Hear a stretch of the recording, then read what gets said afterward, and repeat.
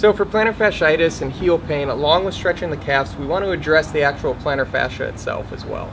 So in order to do that, we want to stretch it and we want to give ourselves a little bit of tissue release with that as well. So what I mean by that is getting into the plantar fascia. So I'm going to take a lacrosse ball right here and I'm just going to lightly roll, very lightly, depending on how inflamed, how painful this is. I'm just going to kind of roll around here and get that tissue warmed up before I start to stretch it. So a lacrosse ball works great. Another thing that works great is if you have a frozen water bottle, or if you take a golf ball and put it in the freezer. That also feels really good on the bottom of the foot, especially if it's painful and inflamed.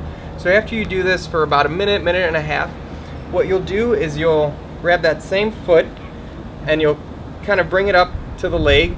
And so again, we want to stretch the plantar fascia in this motion, but some of this tissue through here might be painful when you go up this way.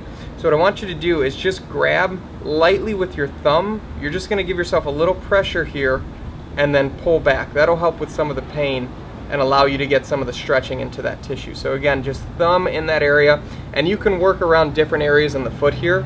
So the whole plantar fascia might be inflamed and painful. You might just have one or two spots that are a little bit painful. So kind of work through that. And these are nice as stretch and hold, so you can even hold this for upwards of 10 seconds. Or what might be even more effective is if you hold it just for about 3 seconds and then relax. So, you know, everyone's pain is going to be different. For some people it's going to be, they'll feel better just holding it for about 30 seconds. Others, they'll feel really good just holding it for about 3 seconds and relaxing and doing more reps.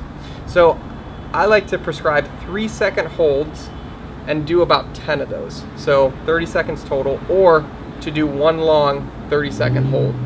So whatever's more comfortable for you, I'd start with the 3-second holds and kind of work your way up to it.